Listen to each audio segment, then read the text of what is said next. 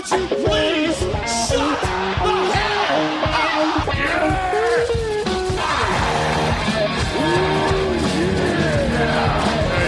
The champ is here. What a fucking episode. Part 1 was last week with the voice of SA Wrestling, Luke Hazard. Welcome back. The real deal, Stephen Neal, Cannibal Chris Taylor. How you boys doing? Hey, going good. Yourself? Good. How you doing? I'm doing good. You guys have fun with Luke last week? Nah, he's a fuckhead. Moving on. Of Stephen. course I did. Yeah, it was good. I think part 2 is going to be a little bit better because as the night grows here at the Horseshit Bar, things start get. Oh, fuck's sake. Well, by things, you mean beers, right? Well, beers or beers, tequila. flow, tequila. Whatever the drink may be. Absinthe. He was absent from the interview. We're going to get stuck in it with Luke Hazard. Steve, you got the first question, brother. What you got? I don't want to give out your address or anything like that, but you live very close to PWSA in their arena. Mm-hmm. Why is it that you've decided to align yourself with Wrestle Rampage over PWSA? Yeah, look, 18 months ago, almost 2 years ago now, made the move, so to speak. Look, and as I said before, real life does take over. I have a family, you've got bills to pay, etc.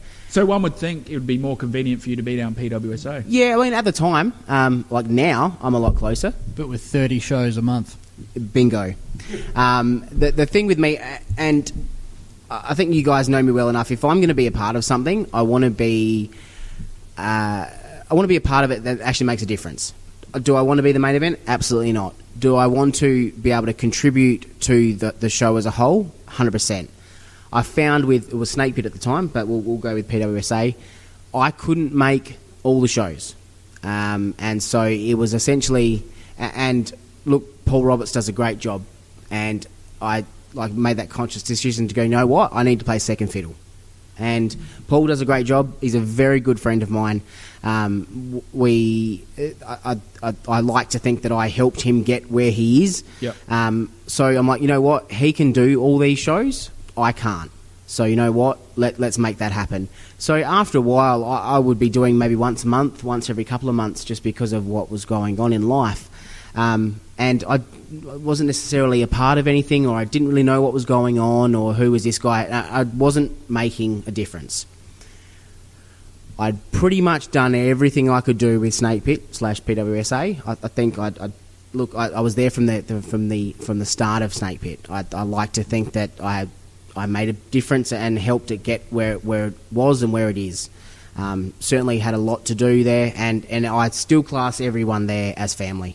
I got a call from someone at Wrestle Rampage to say, hey, can you help us out? We wouldn't mind to do it. I'm like, you know what? I can probably do that. They needed a ring announcer. The guy that they had there was a fairly green guy. Wasn't quite sure how to hype the crowd up. Can do the intros for the wrestlers and stuff, which is Who's that? Who are you talking about? That's what the guy Graham Adams. Yep. At the time. He was great at doing the intros and things like that, but needed that extra help doing the hype of the crowd, which was my bread and butter. So I came in and did what I do, and that's where I've been since then. And that decision was made to go, you know what? Thanks, Snake Pit. I didn't do the whole goodbye crap. Like, that's just bow out gracefully. Yep. And let it happen. I've come back for a couple of times for the Coldavani shows and stuff. So Yep. I always count Snake Pit and the PWSA as family. I'm hope that that's the case on the other end as well. But look, all the power to everyone as far as I'm concerned. So there's no animosity or bad blood or nothing like that? Not on my behalf, absolutely No. not. and you'll be, those Coldavani tribute shows and all that kind of thing, you'll do in the future. As long as I'm wanted there, mate, of course I'll be there. You know you always wanted there, man. So, I would hope so. Yeah. I have no affiliation with either companies, and I'm purely interested as in the geography of it more than anything. Now it's 10 minutes away. Yep. But yeah, it's that. Look, Rampage, we run probably 8 shows, maybe 9 or 10 with an extra couple of spot shows a year. Yep. For me, that's perfect. Yep. Every couple of months, I get those couple of hours out and to get my creative juices flowing and do my thing. awesome. Do you find that being that gap in between those shows, like you said, a month, 6 weeks or whatever it is, do you find that you are green when you go back on that mic, or is it just something that switches on for you? I know you're a talented cat, but does it just switch on for you? Look, not to toot my own horn, but no, I'm fine. We, at our last show, the 600 at St Clair last year, there was a delay in opening the doors. It was pissing down rain. It was just one of those days. What could go wrong did go wrong. Before the show, we had to open the doors late, and I jumped on the microphone and let people know, apologies for the late start. We're just wanting to make sure we get everyone in so we can all have a good time. I probably had a 90-second spiel going, and one of the very prominent wrestlers, I won't say who it was standing next to me. I was backstage and just rattled it off, and there were no hiccups, nothing. It just flowed. And he said, "That is the best fucking announcing I've ever heard in my life." And we were so jacked, and I'm like, you know what? I've still got this. So even with those big gaps, and it was from May to November, I wasn't doing a lot since then. A couple of the AWA shows I did and things like that. So look, by the time that we actually get to those shows, I'm itching to get on that microphone. Yeah. So to say that, I'm going to throw it out there as Wrestle Rampage, you're doing 8 to 10 shows a year. And I made this decision, and HRPW in the later years as well. We had an opportunity to go weekly or fortnightly, and I tried for a little bit. But the point was, in my opinion, is I'd rather do one show a month or one show every 6 weeks that made more money, had more people in there, more interest than running weekly. Yeah. So I'm throwing this out there. Obviously, and it's obvious, so it's not really a question, I'm just after your opinion. Obviously, it's working for Wrestle Rampage to run every 6 weeks or 5 or 6 weeks and getting 600 people at their finale of the show as opposed to 100 elsewhere. What, from your opinion, from being from both sides of the fence, what do you think is working best for South Australian wrestling? I think, look, and we've all had that idea of if we can all have that one show a month where everyone gets together and do one show a month where all the best talent in the state gets together and has those shows. Is that ever going to happen? Probably not. The only time that's ever going to happen is someone with a lot of money goes, you know what, 3 major promotions, add a couple of extras in there, and all the ones that keep popping up. Guys, you just need to hold back, and this is what's going to happen. But then you get the case where the guys that want to get on shows and are happy to wrestle in front of 30 people want to wrestle a show, and that will always happen. So it's a bit...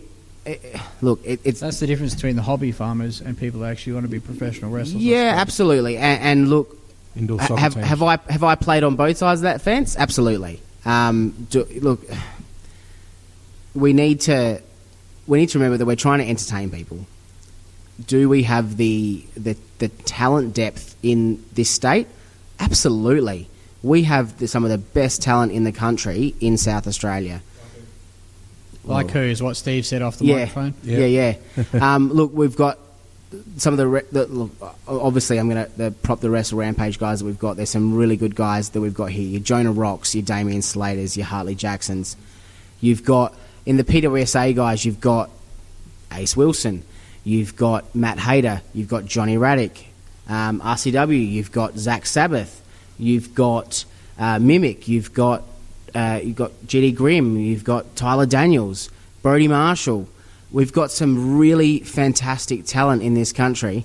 I suppose I should probably throw Cannibal in there at some stage. No, you don't have to put me in there, mate. Yeah. You don't have to put me in there, mate. But if you don't want to, don't do it. He's all upset now. He's crying in the Don't corner. care. Go fuck. You know what? I reckon we should get Luke Hazard off this show now. Who's his kryptonite? Who do we get on? I don't know. No, but look, let's segue to you. No, don't. No, let's do it. If you're booked correctly, Yeah. and if the storyline's set up correctly for you, He sells tickets. over as fuck. Of course. And we've done it. And we have. And We've how done many it times over have the we years. done that? We've done it a few times. Mate. Absolutely. Fucking And oath. how many years have you been in it now? 15, I think. Yeah. Yeah. Would you consider yourself a top guy? A top guy? Yeah. I'm my worst critic, dude, so you shouldn't ask me that question. no. No, I don't think I am a top guy, to be honest with you. No. I just think I do my job correctly. 100%. There we go. You do your job correctly. Yeah. So the way to book you is let's give him 7 minutes at X position on the card to do A, B, C, D, and E. Boom, boom, boom. Crowd pops. Get the fuck out of there. Yeah, done deal. That's all that you need to do. Do you know what I mean? And Yeah, that's how you fucking get oath. over. And the shows where you've gotten over the most, and the events that you've gotten over the Sounds most... like Hazard's got you jerking the curtain. After You got him. intermission. You got After intermission. I was going to say you got him that high on the card. Yeah. Just before the women's match, wicked. Thanks, man. But in all bullshit aside, Yep. that's where we've got you booked correctly. Do we need to book you in a 40-minute chain wrestling match? no fucking Absolutely no way. Good luck with that, mate. Yeah. No, thank you. But that's the thing. But what if we've got 5 40-minute fucking chain wrestling matches? Ugh, Hypothetically. horrible. You know, but a lot of these guys are doing that. They're doing the same bullshit flippity flops off the fucking top rope and not telling any stories. Is that any justice either? No. 100%. You need to ebbs and flows. And if... Look, we can break down a wrestling match where we talk about your shine and your heat, etc., etc., etc. It's the same as a song. It's the same as a movie. If you can see that, you can see where it hits and you can see where the bad guy comes and you can see the heat. Yep. Not only do you need to do that in a wrestling match, you need to do that in a whole show. Yeah, The it whole needs to build show up, exactly needs to right. have that flow as well. You need to build up to that main event. And I'm, you know, I'm just throwing it out here. I'm trying to fucking spit some shit here. But I haven't seen a Wrestle Rampage show. Do those shows do that? Do they build up from start to finish? I believe so. 90% of the time, at Yeah, least? 90% of the time, absolutely. Okay.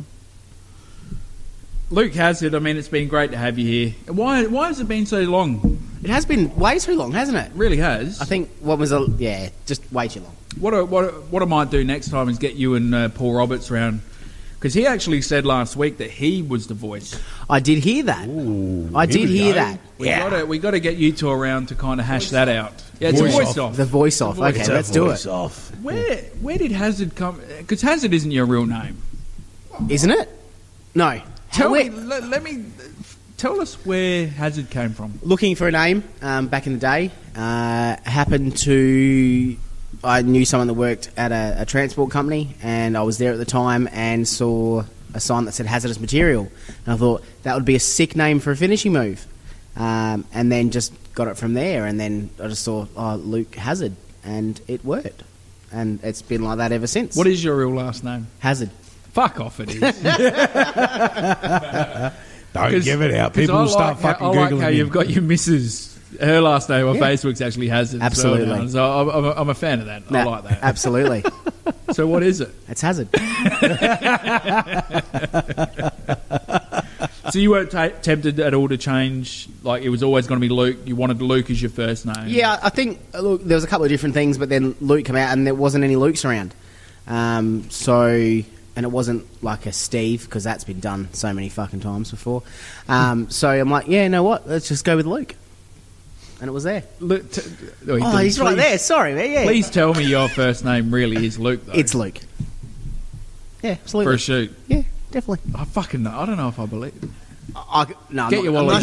Is your real name his last Steve? name is, man. Is your real name Steve? Is yours Chris? Is yours Steve? I'm asking you, man. Spelt with a K? Hey, are you Steve? K-R-I-S. Are you really Steve O'Neill? Is that your real name? That's a made-up name. It's a chick's name, Steve O'Neill. Chris with a PH. K is a chick's name. Hey, PH. Yeah, what? What? Leave Luke alone, you bully. God. Luke, if you, I'm going to get serious with you just quickly. If you were to purchase Wrestle Rampage tomorrow, so you won the lotto and you purchased it tomorrow, what would be the first thing you would change? Because nothing's perfect. There's always room for improvement and change. What would be the first thing you would change? I'd probably put on more shows.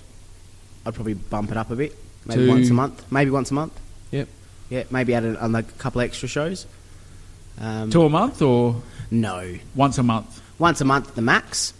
I'd probably try to get a couple more in. I would also be looking at touring shows. Yep. I think Touring as in Metropolitan Adelaide? Or? Country. Yep. Mount Mount it's Gambier. been a long time since we've done that, and they were always good fun. Yep. Maybe it's just a personal thing because they were always fun to go and do those. But Blake can attest to this. When you're on the management side, for lack of a better term, it's a lot different than being one of the boys. Yeah. So That'd be the only thing. You'd Yeah. ramp up those shows. yeah, absolutely. Yeah, look, there'd probably be a few things, but off the top of my head, that's probably the Have first they thing. got any tag team titles down there, or No. would you? any other kind of? I mean, I'm not. Yeah, no, like I Women's title. I mean, we know you're heavily against women's titles. Oh, heavily. You said that earlier. I don't remember that. I don't know if that was edited in like that, but yeah, Jesus. Look, no, I think. Look, there's enough title belts around. I think what we've got is enough. Yep. Look, I don't think there's enough tag team, so to speak, around to make it worthwhile. Entrance wise. Yeah, you can always improve on the production side of everything. Yep. I'm a huge mark for the production. Yep. As you guys all know, that's my bread and butter. One of the things with Snake Pit that when I started doing that was those screens and stuff. Like a lot of that was the stuff that I was doing. Yep. What do you think about their kind of setup? Who? Snake Pits. Love it. Sorry, PWSA's. Yeah, awesome. It's been a while. Look, to be honest, I've they only don't seen have the pictures and stage stuff anymore, man. Look, I've seen pictures and stuff. I think the venues. I like the venue personally. Yep.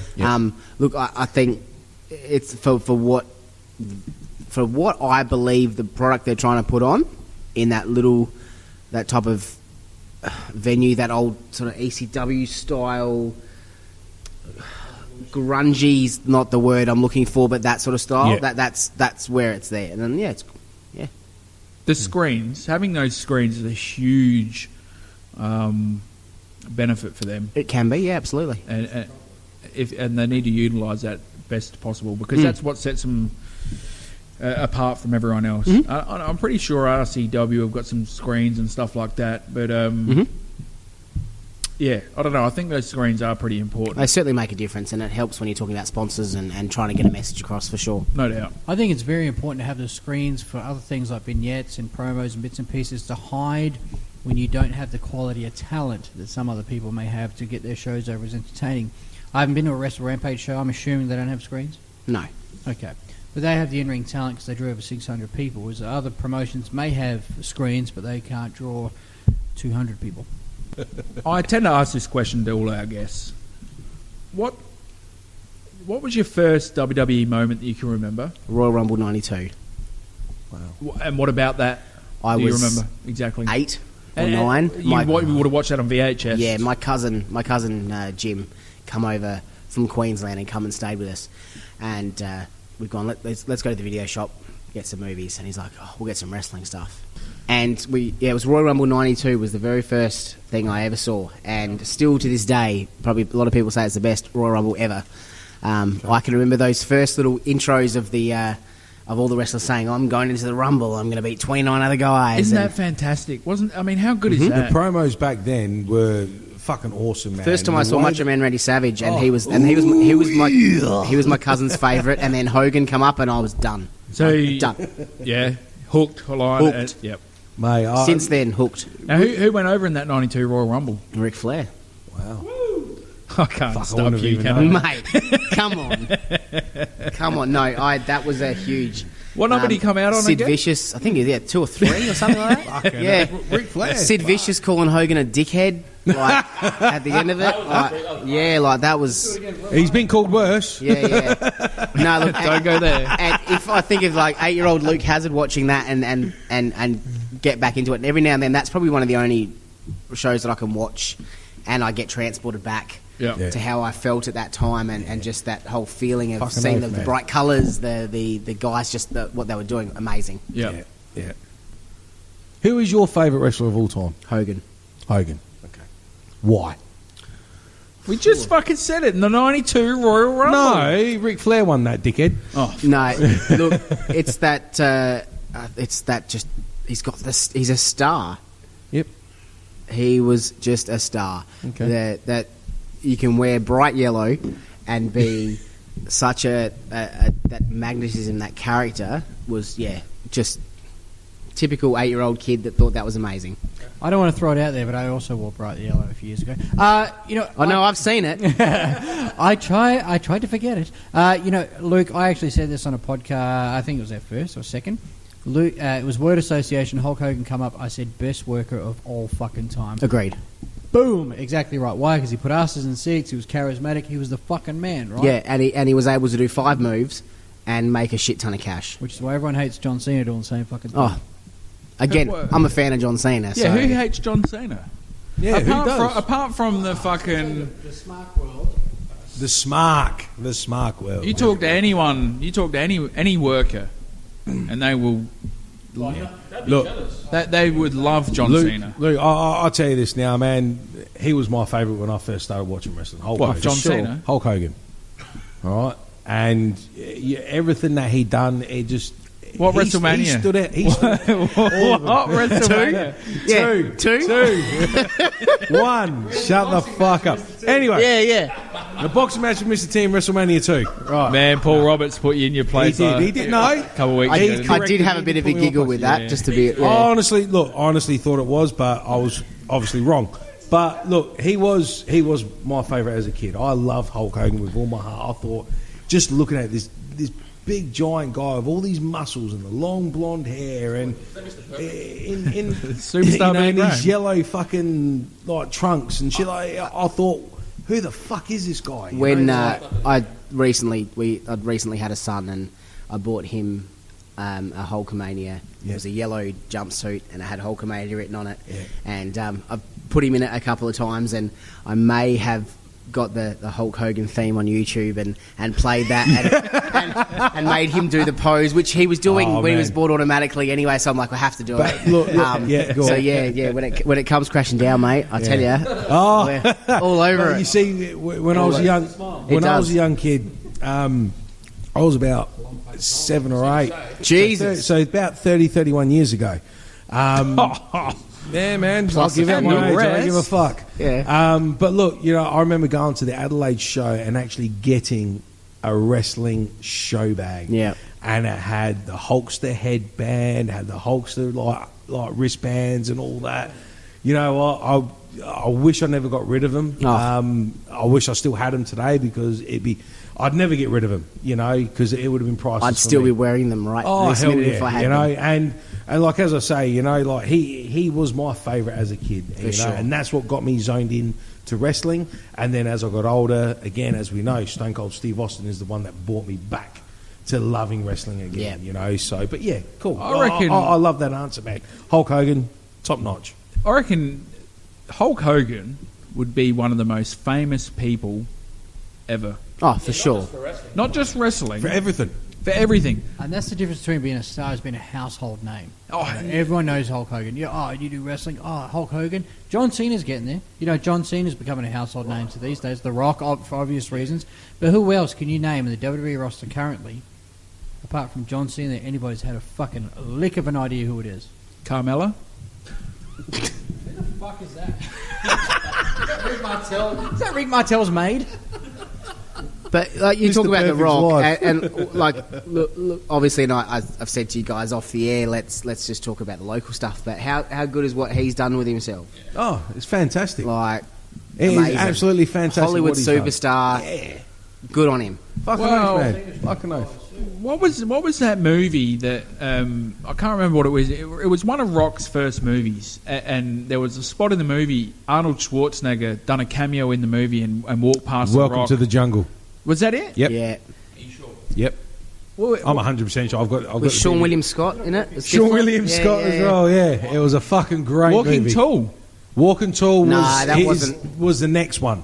Yeah, no, After Walking Welcome to the Tall was Jungle. based on a true story. Yeah. Point is and there's interviews of this. Give him the rub. Yeah, He gave him the it's yours now, man. Gave him Yeah, the torch. fucking oath he did. And to his credit, he's lived up to it. Oh, fucking oath he has, he's mate. the action Fucking oath. superstar of now. There's no question he's about the it. next superhero of our time. Well, he's not the next. He's the current. Sorry, he is the. Yeah. Correct my words.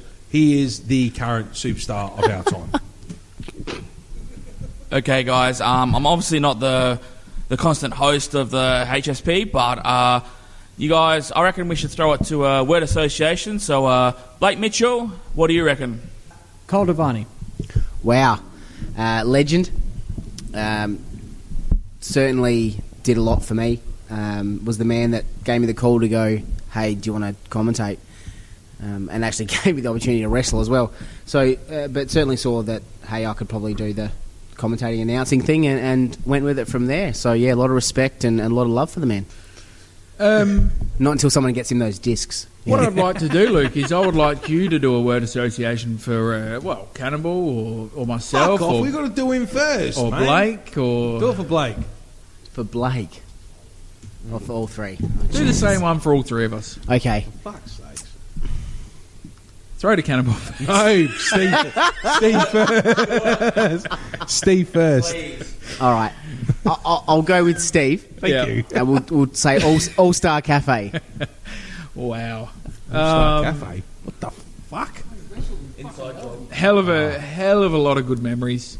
Probably the most fun I ever had in pro wrestling, actually. I got to play that Cunt of a Hill. Can we say cunt on here? Yes. We have, and can't just say it. And the reason I asked this is I actually made the trip over and saw one of these shows. Yeah. No, well, then you would know that we had a great time. Absolutely. Before the show, during the show, and after the show. It was, we had one hell of a time. It was that pro wrestling moment for me where I got to actually live that lifestyle. Mm-hmm. So, yeah. Huge respect to Rowan for having me. And, man, had a great time. Yep. Yeah, well, Rom's the guy that got me into it. Yeah, he's a Originally hell of a so. guy, that dude. It's funny you bring him up because remember we did see him when we went to WrestleMania. Yeah, only briefly. Now he's employed by WWE, and he was under a hell of a lot of stress, so he was pretty quick and pretty brief. But yeah, hey, All-Star Cafe, man, I wish that place was still open now. Well, Rowan, to talk about Rowan recently, obviously when the WWE were here in August, dropped me a line and offered me the opportunity to do the MC work for when Sheamus come and did the meet and greet and signing at Tea Tree Plaza. So There you go. that was certainly an opportunity for me. Like when I'm not going to be able to ring announce at a WWE show, but that's probably the closest I'm going to get at this stage. So Good on you, man. Yeah, 100%. Congratulations. Rowan, Would have been for sure. fun. Oh, it was awesome. Awesome. Well done, man. Luke, give Cannibal No. a word association, Shut your mouth. all right? And you know how we roll here when we give Cannibal word associations. It's a couple of words, but driving the bus. Driving the bus to Mount Gambier, brother. Oh, yeah. Driving the bus with all these wrestlers, from SA Wrestling. Like who? Sorry. We had a few. Rick Martel. Mr. Perfect. Corporal Korshnak. Nah, look, it was great. Well, who was on the bus? There was myself, there was Yep. Luke Hazard, there was Thank you for Jag, that. Havoc, Chopper. Who else did we have on the bus? Cole was on the bus. Man Mountain. Man Mountain was on the bus. Rocky. Yep. Rocky Monero was on the bus. I think Blas as well. Wasn't Blas? Possibly. Yep. We ended up doing a show in Mount Gambier. I drove the bus all the way there and back, and we had it was great. We stopped in a service station at Narracourt. And Picked up some sunglasses. That means you would have stolen them. I wasn't on the bus, but am I right, Luke Hazard? I'm right, aren't I? No comment. Yeah, Look, yeah. I had Cole up my ass the whole time trying for me not to take any sunglasses, but somehow he just lost his attention on me, and I just grabbed about 3-4 pairs, man, and just got out of there. Went, all right, Cole, I'm going. It's all Meanwhile, done." a week later, the Narracourt service station shut down. Due to yeah. I think a lot of the best times we've had are when the shows are finished. Yeah. And let's be honest. I mean, we all love doing what we do. Whatever Yeah. part we play, whether it's promoting, whether it's wrestling, whether it's announcing, whether it's just coming to watch the shows. The fun that we've had outside of the ring and bonding and having a few quiet beverages have been some of the best times. Well, Quiet that's is an interesting stretch. I just want to touch on the Whyalla trip because that was an interesting time because at that point everyone for the most part was working for High Risk Pro Wrestling and Snake Pit Pro Wrestling at the time, which is now PWSA, just opened up and there was a riff. There was a lot of tension in the air between a lot of guys that were looking to move away from HRPW and go to Snake Pit and. There was a riff, there was tension as soon as we got on the bus, there was certain wrestlers as soon as I got on the bus, there was just tension there. But at the end of that show, there was no tension, there was no bullshit, there was lots of drinks and lots of laughs, and that's what I remember. That was a killer fucking night. I think we got back on the bus at 2 o'clock. I think we were supposed to get earlier, but the bus the truck with all of our bags had left earlier, so we're like, well, stuff it. We're staying here until we have to go. Yeah. And you guys will probably remember a lot of the security guards and stuff at that from the nightclub were at the show. So Definitely. the lineup there was people lined up to get into this nightclub, whereas we've just walked around the corner from the venue straight into the room, and we had the booth right at the front near the dance floor, and we pretty much took over that whole place for the best part of 6 or 7 hours. We probably put most of our money that we made on the show, and then some. But yeah, that was a very good trip. If you haven't noticed, I'm stalling Yep. because I'm thinking of a question. And you look so distinguished doing it, Steve. Well, I'm a distinguished kind of cat. If you hadn't noticed. I You are a bit had of a noticed. pussy, aren't you? Have you got anything yet? I'm still stalling. Good on you, Ace. We'll let Ace Wilson have a bit of a shot of that. Oh, here we go. Oh, jumps on in. Only because I haven't been there, I've got a word association for you, For who? for Luke Hazard. Octagon Theatre. Oh, please. Best venue ever. Hands down. In the world? Well, For Australian wrestling? look, I've only worked in South Australia. It meant so much to me from all those original days, but knowing the history that building's had, and being a part of the management side of shows and the production side, we're having to put up lights and all that sort of stuff that we did so many times. To have that purpose-built Yep. venue, Yep. if we could have that these days, oh my God. And that backstage area, I mean, that That was Amazing. fucking awesome. premier Sensational. backstage Yeah. area.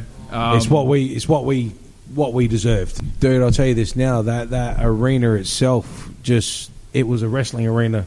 Yeah. It was without a it was doubt. built for And boxing blue and lights. wrestling. It was built for boxing and wrestling, yeah. Yeah. But I had my first match there, Me too. and I was part of the last match. That was at the Elizabeth Octagon, and my heart breaks because they tore it down. I wish they had another thing, another venue like that. But I did find in my the box of wrestling stuff that I do keep, because I tend to keep most of the stuff. So there's thousands of shows worth of notes and stuff. Cole Devani actually gave me had a copy of the floor plan from the Octagon. wow, Yeah, nice. That I found that just recently in moving. So yeah, it's something that I will always look fondly on.